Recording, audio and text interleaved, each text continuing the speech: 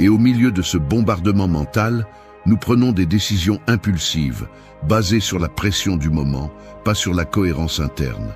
Ensuite, quand les choses tournent mal, nous nous demandons pourquoi.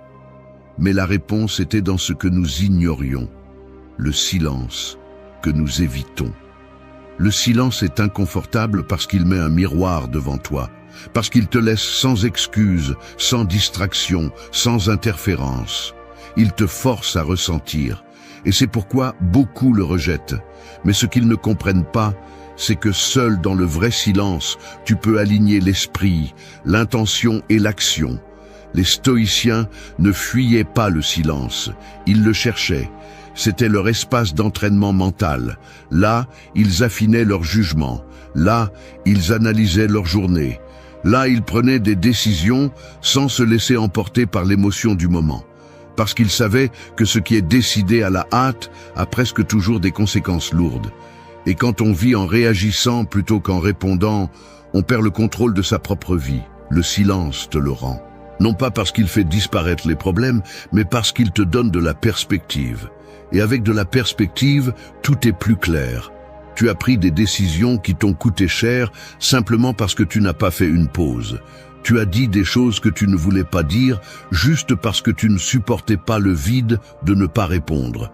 Tu es allé dans des directions erronées parce que tu ne t'es pas donné 5 minutes pour réfléchir. Non pas parce que tu ne savais pas quoi faire, mais parce que le bruit t'a dominé. Et c'est le prix à payer pour vivre en automatique. Le silence n'est pas une perte de temps, c'est une stratégie. C'est de l'intelligence émotionnelle à l'état pur. C'est te donner la permission de ne pas agir jusqu'à ce que tu sois calme, parce que c'est à partir du calme que l'on construit solidement, à partir de l'impulsion que l'on brise sans le vouloir. Pratiquer le silence ne signifie pas s'isoler du monde.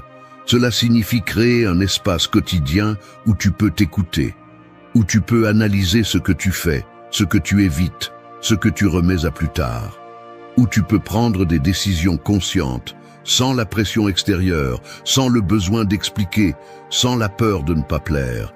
C'est là que le caractère se renforce, c'est là que naissent les limites qui te sauveront plus tard, c'est là que tu reconnais ta véritable direction. N'attends pas que le monde t'offre ce silence, tu dois le créer toi-même, tu dois le défendre comme quelque chose de sacré, même si ce n'est que 10 minutes par jour, mais qu'elle soit à toi, sans écran, sans opinion, sans bruit, juste toi avec tes pensées. Et si au début cela te met mal à l'aise, tant mieux. Ce malaise est